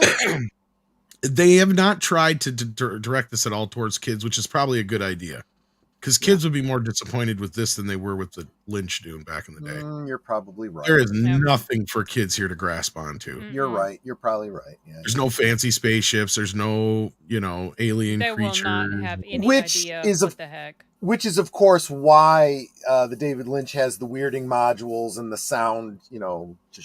Well, the weirding modules also serves another purpose, which you're right. It does add like a Star Wars-y element to it to help. But what Instead that of a lightsaber, it's a sound saber, I guess. And the thing is, it's cool with that, and I actually kind of like it, is because when Frank Herbert wrote the books, the Weirding Ways is basically like a Sixth Sense mixed with Kung Fu. Yeah. Like, it really is. It's nothing more than that. So them having, because I like the idea, because they do have the voice, right? So what if you extended that to a weapon that actually worked on, the vibrations of your voice and certain words that you use? That's kind of ingenious and something we've never really seen in sci-fi before, and is something that, like, Frank Herbert would have created. Yeah. In fact, I think because he was still alive, I think, when Dune came out, and I think he did say that he liked that element. In fact, I think he praised Lynch's Dune quite a bit. Well, the term, the Weirding Way, is really just the Fremen's term for what the Bene Gesserit can do. Their fighting style and all that, yeah. And their ability to manipulate with their voice, so it is a logical outgrowth of that. Well, you're right. And what the sci-fi Dune did then instead was they just made it to where the Weirding Way it's similar as to the book, but it just makes you a bit quicker, and you can like misdirect or whatever. Like, you're a little bit, it's kind of like Kung Fu plus. Yeah. So, I mean, in a way, I kind of like the weirding modules a little bit better. It's kind of fun, and it adds that kind of a little bit more techie sci-fi element to the whole equation, but it's not techie because it's like driven by human sound. Yeah, it's kind of weird to explain it that way, but it feels like it fits. So, Sashi says that it looks like Google is saying that the Sisterhood comes out this year. Sashi, when was that article written? Is that? I'm pretty sure it should be out this year, if not. Oh, okay. I know they pushed ahead. Where's it coming? To Netflix? HBO Max. Oh, HBO Max. Okay. Oh, that makes sense. Yeah. Yeah, like my point is it originally was supposed to be out in between the two, but like I said, I think they got a new showrunner, went back to rewrites and all this other stuff. And if it's a prequel to Dune anyway, I guess it doesn't matter. Right. But I do know that the first film did well on video and, viewing on HBO Max and stuff like that. So I have a feeling they kind of knew going into the second film what they had. Yeah. And the way it was selling out pretty early on. So I got crap seats, and I know a lot of people are waiting to see it in IMAX. So it might have legs. I think that was the original question, wasn't it?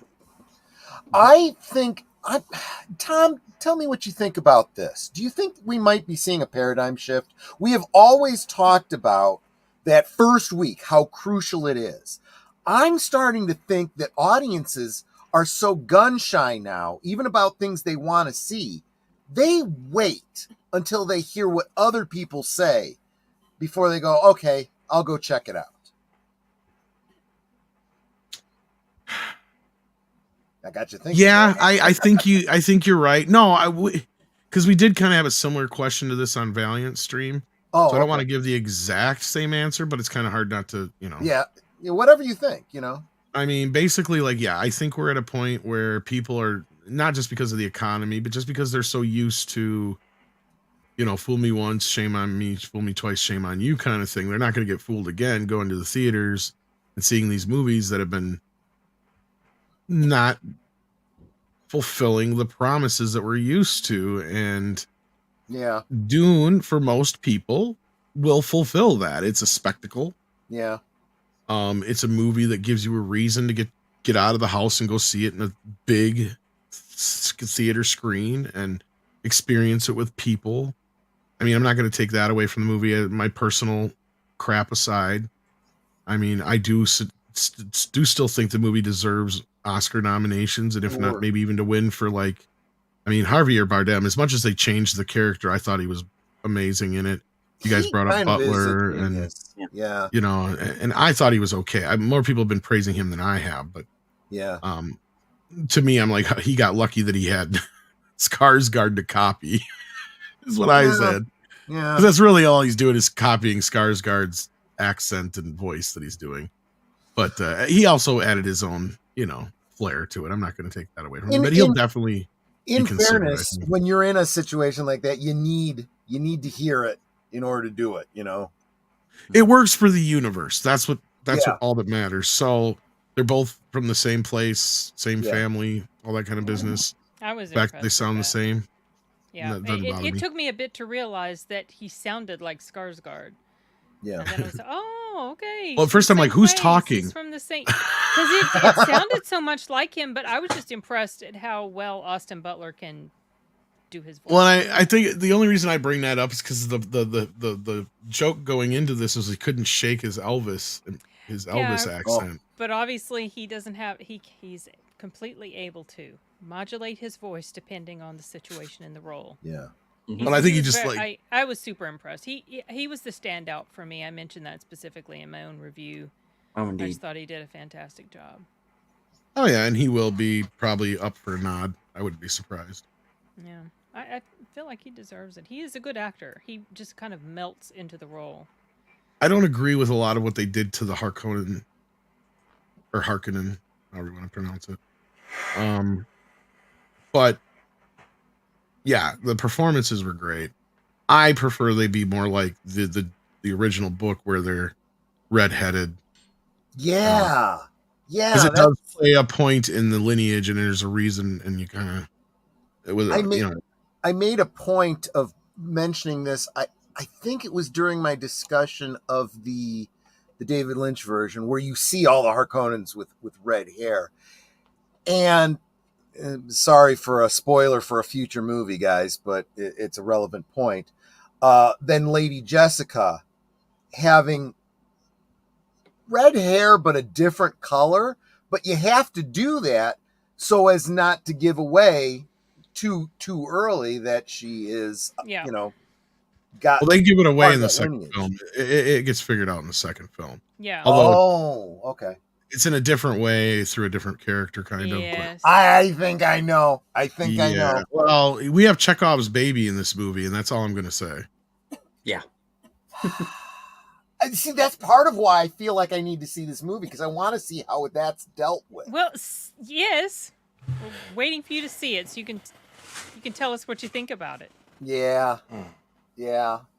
And I think Tom's biting his tongue right now because he doesn't want to do any spoilers. Yeah, I know, because there's some people in the audience. I told you all I could with Chekhov's baby. That should tell you everything you need to really know without me getting into spoilers. If you know anything about the reference, I pull it from Chekhov's gun. Yeah, no, exactly. Jesse's talking toys here. I have some real problems with the Super 7 toy line. I've gotten spoiled by, these highly articulated 3 3/4 inch figures. And I just feel like if you're going to do retro figures that are 5 points of articulation, maybe bring that price down a little bit. Just saying.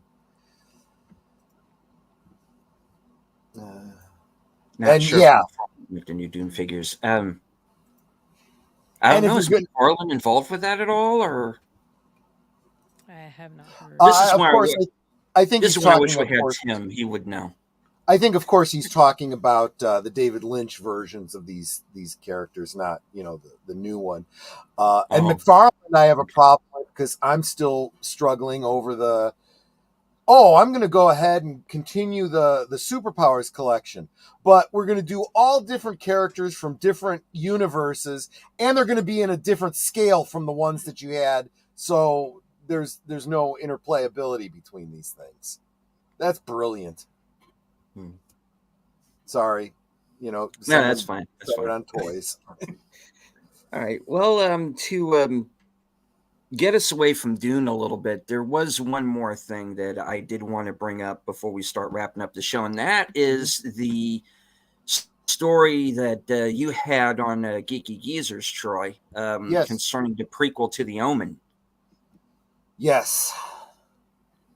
And how, once again, we have kind of actress interrupt us here with the star of the prequel.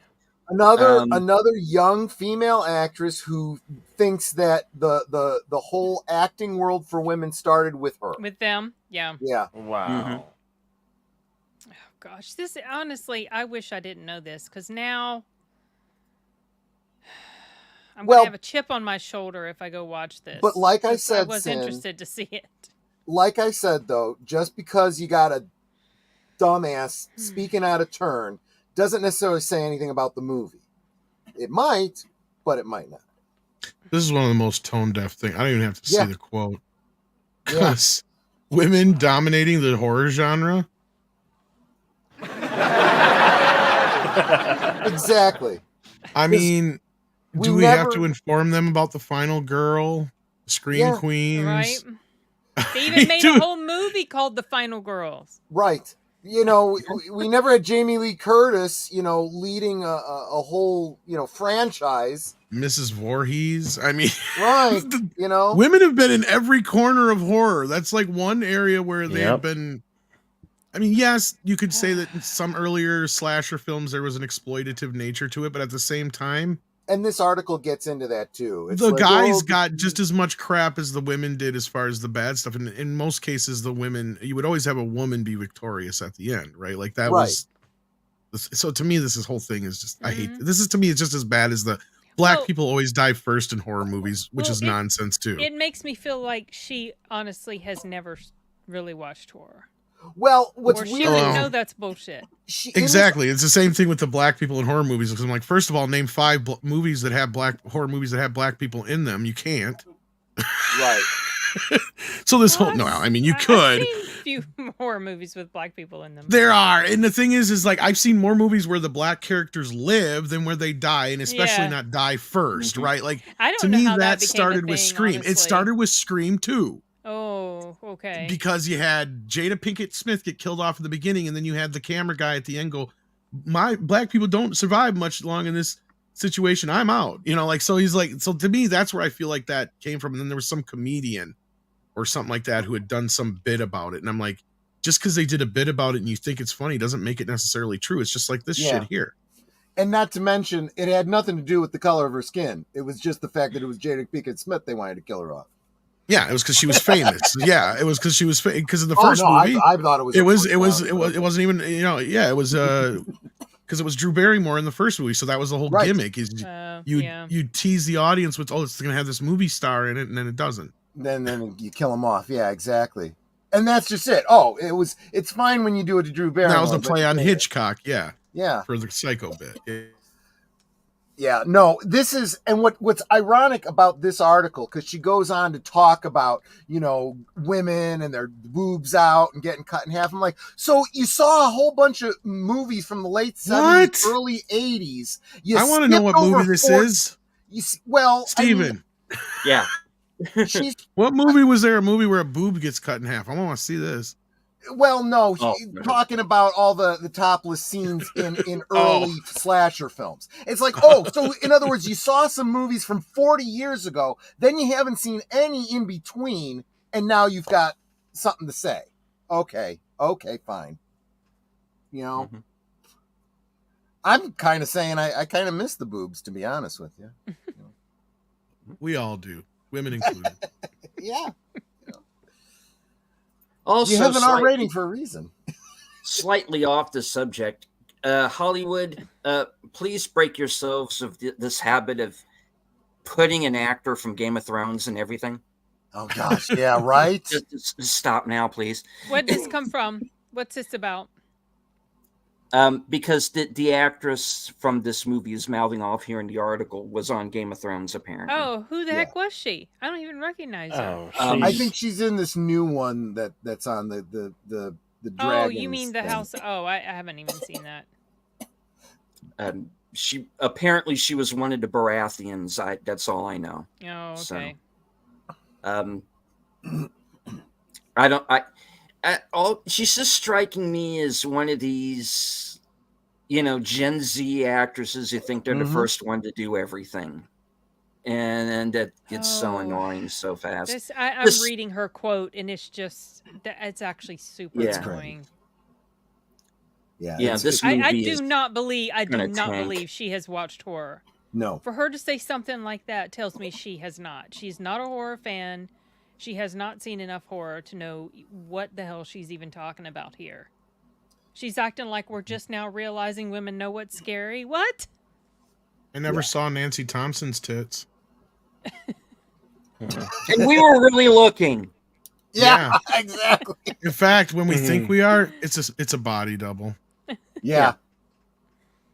Even the closest we get. See, that's the thing, is this misinterpretation that every one of these chicks just gets instantly fucking naked. No. It's meant generally like one or two of them, and they're the most loosest of the bunch usually, and that's it. Talking about Simon. She played in the original Game of Thrones.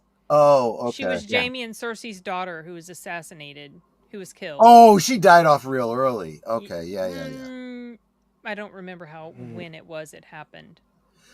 And, yeah, right, Sashi? Hollywood actress is annoying. In other news. Well, good point there. And, the other thing, too, what Tom said, very, very important. We joke about, but it's really true. Is the nudity necessary? In this instance, yes, it is. Because as you point out, it makes the point. She is the loose woman. She is and a lot of these slasher films were about that whole, moralistic stuff. It wasn't just the women, though. It was a man does the same kind of stuff too, and that's just it. But here's where I think they have an issue with this, is because they think you should be able to be promiscuous and loose and that not be something that gets you killed. In fact, they think something that's a killable offense is like dead naming somebody. Yeah, exactly. And you think I'm kidding? There's actual movies and shows now that have these kind of things in it. In fact, I was turned off by the Chucky show, even though I'm fully well aware of and vicariously know the Don Mancini, the guy who created, I've known he's been gay forever. Yeah. Right? There's already been some queer elements put into Chucky, so I'm not opposed to that. They had a couple new characters come in that were gay. No problem. First season, sure, they're gay. The only time it was mattered is when it mattered. Yeah. Right. And it was just because the two characters were in a relationship and you had all this stuff going on around them that it was affecting them being able to get into a relationship. Okay. So we actually made that play into the plot. We instantly start off the second season where the whole first episode is revolved around their relationship. It's like, okay, that's cool, but I want to see Chucky kill people. That's what I signed up for. Yeah. The only reason you have another episode because this is the gimmick of the second season, is every episode is based on a movie. There's an episode that's based on Knives Out. And in that episode, you have Glenn and Glenda, which are played by either the same actress or twin actresses. So they've not only missed where they could have had a great freaking joke and play into the whole trans trend, right? Because if you guys remember Seed of Chucky, the whole thing was Glenn didn't know if he was a girl or a boy. And then they decided to put him into twins, one being a boy, one being a girl. You could have had the joke that they put him in the wrong one. So the one that's in the boy wanted to be the girl, and the girl that's in the girl wanted to be the boy. You could even have played with that and had fun with that. But oh no, they just have two that are girls, and they end up justifying them killing a bunch of people because they're transphobic. Oh God. And queerphobic and all. Like, they actually try to justify that in the storyline, and I'm like, wait a minute here. Are you really trying to say that that's a justifiable kill? Yeah. I mean, come on, people. Have we gotten that far from the mothership here? Like, it's Yeah. one thing to say, yes, okay, it's a little Bible thumping to be like, yes, if you're promiscuous Yeah. and all these other things in a horror movie, you're going to get killed, you're punished, whatever. It could be another thing to just point out that, you know what, there's another way of looking at this. Those people that are doing those things, they're not aware of their surroundings. Yeah. The ones that are aware of their surroundings are the girls that aren't doing the shit that the other girls and guys are doing. Right. That And is you know true. who brought that up? I Hmm. believe it was the chick who played Alice in the first Friday the 13th movie, if I'm not mistaken, or the chick from the second one. One of the two Yeah.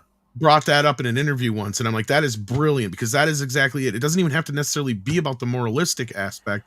It's just the fact that these other kids are Situational distracted, awareness. Yeah. doing drugs and having sex and doing whatever. Yeah, this is exactly what happened in Halloween. You know, her two friends were Yes. flighty idiots. They're all concerned about how they're going to look and their boyfriend, and she's just this little bookworm, and she's paying attention to everything around her. So yeah, it's exactly the same. She even sees Michael exactly She saying sees like him, yeah. and nobody else does. They don't take him seriously to where she does. Exactly, yeah. And you know, the best slasher films are the ones you come away with, you know, that whole survival thinking. You know, what would I do in this circumstance? How would I survive this? You know, they've even made game franchises out of the concept.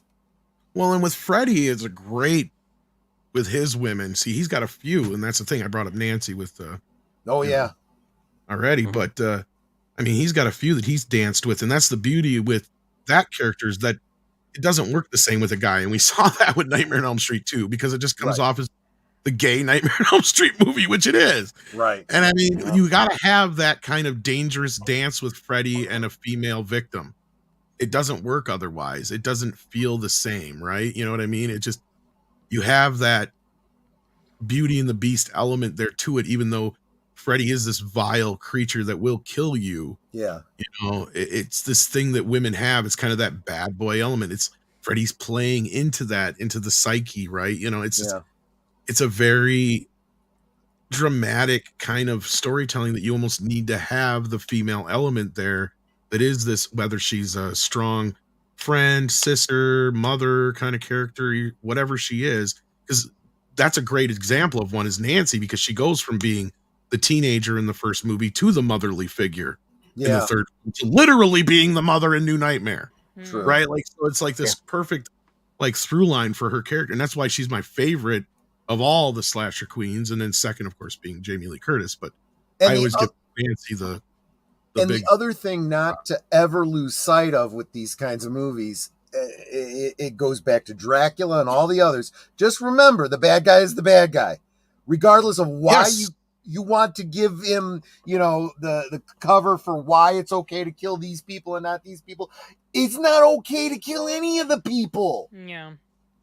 Well, that's why I love Freddy so much, because there's no real dilemma there. Like, Freddy is the bad guy. Right. And he's gotten these powers, and that's what makes it even worse, is like something has given him this ability to kill beyond the grave, right? Like, and he sees it as taking revenge, but that's just the limitations of what he can do.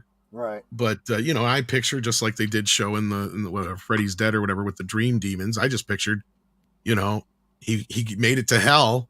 Yeah. And the devil thought that he was one of his greatest creations, that he couldn't let him, fester in hell. He had to send him back. Yeah. You know, that's the way I always looked at it. Yeah. Because, I mean, Freddy was. I mean, he was a child molester, a child murderer, you know, this filthy creature that got away on a technicality. So the parents of the town had to take matters into their own hands. I mean, they were completely justified if you ask anybody. Yeah.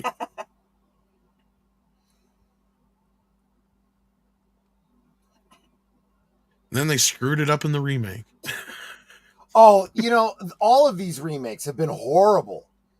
Really. I don't think I've liked any of them. I even tried to really like the Hellraiser remake. Yeah, that wasn't as bad, but yeah, I had issues. Yeah, you're absolutely right. It wasn't as bad, but and there were some elements about it I really did like. I liked the way they handled the lament configurations, plural. But I don't know. Stop with the remakes. Make new stuff. Yeah. Right. Indeed. I mean, well, that Hellraiser remake almost is a new. Might as well have just been another sequel, and you know, we've just moved on from Pinhead to a new priestess or whatever. Yeah, it's a shame though, because I felt like the last, and I forget the names, but the last one before this remake Judgment. actually was pretty good actually. Oh yeah, I'm like, Judgment's really good actually. and it's kind of left on a cliffhanger, and I kind of want to know what happens with that. Well, and I've talked to Gary Tunnicliffe many a times, and I've told him, if worse comes to worse, dude, you should just try and do the auditor as its own thing. Yeah. I said, if they don't own any kind of rights to that, man, I mean, that would be an excellent fucking TV series. I told him. Can you imagine that? Great with that. Like, yeah. kind of like he's basically your crypt keeper character, but what it is because for those who don't know, the movie Judgment is loosely like this idea that there's this person that is kind of like your auditor before you go into hell. Right. And he decides what your punishment's going to be. He's kind of like the go-between between hell and the Cenobites and all that kind of stuff. But the great part about it is you come into this house and he literally goes through all your sins that you've done. And then that leads up to your judgment and all that kind of stuff. So like just thinking about so think about every episode you have somebody who's literally getting audited. Yeah. Right. So they have to basically relive and go through and answer for all the things that they've done in their lives. So it's like every week would be a different person and you get to see these horrible things that they've done, or they're a good person. Right. And, you know, it could be a different thing every week. I think it'd be really interesting and fun. Yeah. And I personally, we've had so many years of great Hellraiser comics. Could we just get, you know, that story wrapped up in a comic or something? I mean, I don't know. I wish. Well, yeah. Who knows? Maybe that AI is going to come out and I'll be able to make my own, you know.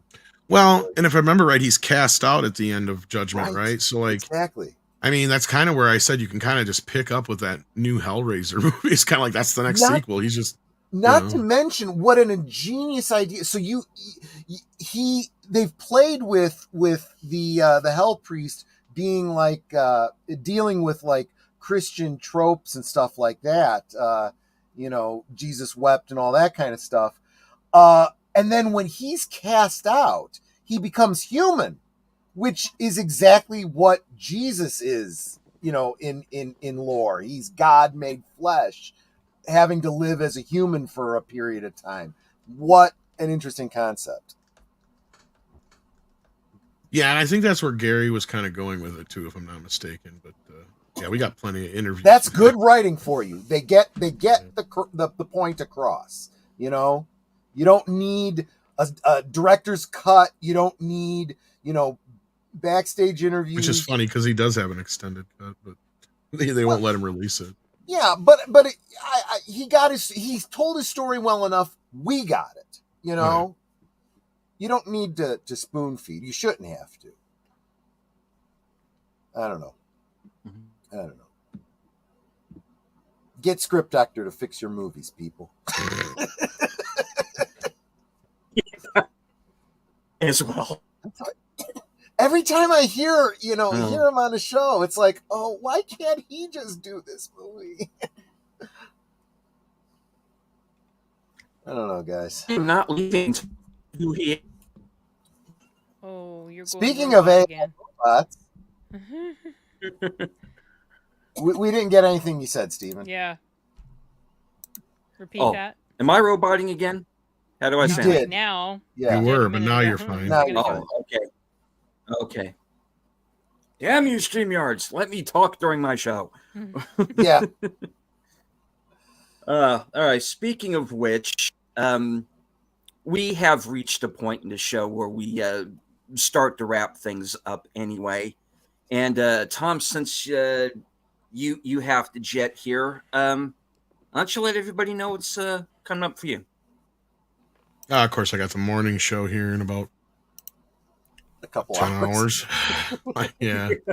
So I'll see you guys there probably, if not. But thanks for having me. It's always fun just to chit chat and. Hey, thank you for coming on. Yeah. All right, Bill. Yes, sir. Oh, what's up? What's coming up for your channel? Just the normal things, and I'm working on special projects that have yet to come out, but I'm producing them. Right. And of course, we have Predator coming up this Thursday. Yeah. For Action Predator. Theater. So looking forward to that. Right on. Nice. All right. Sin.